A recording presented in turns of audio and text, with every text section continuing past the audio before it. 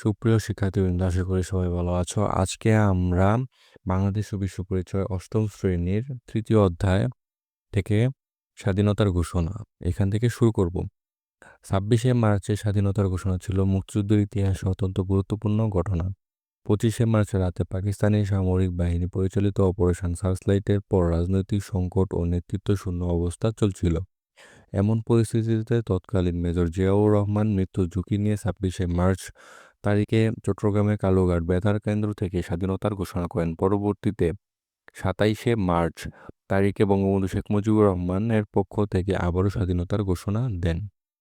এদেশের সর্বস্তরের মানুষ, কৃষক, শ্রমিক, যুবক সঙ্গে সেনাবাহিনী, ইপিআর, পুলিশ ও আনসারে কর্মরত বাঙালিরা এই যুদ্ধে অংশ নেয়।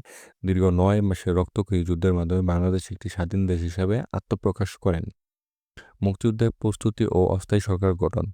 মুক্তিযুদ্ধের সময়ে গণপ্রজাতন্ত্রী বাংলাদেশ সরকার বিভিন্ন নামে পরিচালিত ছিল। একে কখনো অস্থায়ী সরকার, অস্থায়ী বাংলাদেশ সরকার, আবার কখনো প্রবাসী বাংলাদেশ সরকার বলা হতো, তবে এটি মুজিবনগর সরকার নামে বেশি পরিচিত ছিল। 1971 সালের 10ই এপ্রিল এই সরকার গঠিত হয় এবং 1971 সালের 17 এপ্রিল শপথ গ্রহণ করেন। শপথ বাক্য পাঠ করেন অধ্যাপক ইউসুফ আলী।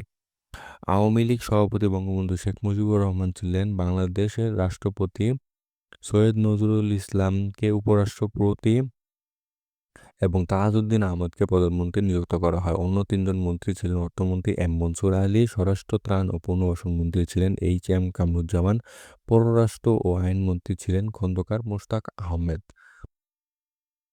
মুজিবনগর সরকারের কার্যক্রমকে প্রধানত দুভাগে ভাগ করা যায়: বেসামরিক কার্যক্রম, সামরিক কার্যক্রম। বাংলাদেশকে 11টি প্রশাসনিক অঞ্চলে বিভক্ত করে সংশ্লিষ্ট এলাকায় সংসদ সদস্য ও আওয়ামী লীগ নেতাদের অঞ্চলগুলোর দায়িত্ব দেওয়া হয়।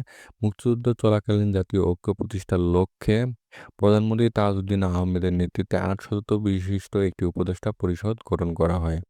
আওয়ামী লীগ নেতা ছাড়াও এই সদস্য ছিলেন প্রবীণ জননেতা ন্যাশনাল আওয়ামী পার্টি বা ন্যাপ এর সভাপতি মাওলানা আব্দুল হামিদ খান ভাসানী, কমিউনিস্ট পার্টি প্রধান Moni Singh, national Awami League party NAP এর আরেক অংশের সভাপতি মোজাফফর আহমেদ ও কংগ্রেস নেতা মনোরঞ্জন ধর। এছাড়া ঢাকা বিশ্ববিদ্যালয়ের প্রফেসর ডক্টর মোফাজ্জল আহমেদ চৌধুরীকে চেয়ারম্যান করে গঠিত হয় মুজিবনগর সরকারের পরিকল্পনা কমিশন। মুক্তিবাহিনী কার্যক্রম গঠন ও কার্যক্রম। মুক্তিবাহিনীর প্রধান সেনাপতি ছিলেন এম.এ.জে. ওসমানী, কর্নেল এম.এ.জে. ওসমানী। এছাড়া চিফ অফ স্টাফ ছিলেন কর্নেল আব্দুর রব, ডেপুটি চিফ অফ স্টাফ ছিলেন গ্রুপ ক্যাপ্টেন এ.কে. খন্দকার। মুক্তিযুদ্ধে 11টি সেক্টরে ভাগ করা হয়েছিল এবং এই সেক্টরে সেক্টর কমান্ডার নিযুক্ত ছিল। প্রত্যেক সেক্টরে বেশ কয়েকটি সাব সেক্টর ছিল। 1 নম্বর সেক্টরে ছিল চট্টগ্রাম, পার্বত্য চট্টগ্রাম, ফেনী নদী পর্যন্ত এলাকা। 2 নম্বর সেক্টর ছিল নোয়াখালী, আখাউড়া, ভৈরব রেললাইন পর্যন্ত, কুমিল্লা জেলা, সিলেট জেলার হবিগঞ্জ, ঢাকা ও ফরিদপুর জেলার কিছু অংশ। 3 নম্বর সেক্টরে ছিল আখাউড়া ভৈরব রেল লাইন থেকে পূর্ব দিকে কুমিল্লা জেলা, সিলেট, ঢাকা জেলার অংশবিশেষ ও কিশোরগঞ্জ।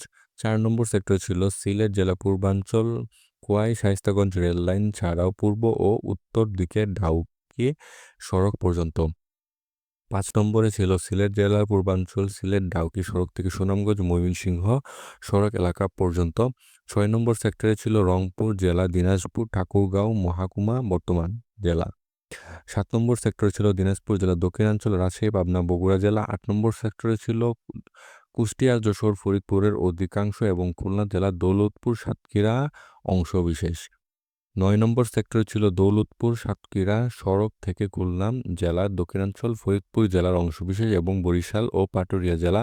10 নম্বর ছিল নৌ সেক্টর বা নৌ কমান্ডো, সমুদ্র উপকূলীয় অঞ্চল ও অভ্যন্তরীণ নৌপথ। 11 নম্বর সেক্টরে ছিল কিশোরগঞ্জ ছাড়া ময়মনসিংহ এবং টাঙ্গাইল জেলা। তো এই ছিল এই 11টি সেক্টর। আগামী ক্লাসে আমরা ব্রিগেড ফোর্স এইখান থেকে শুরু করব। ধন্যবাদ সবাইকে।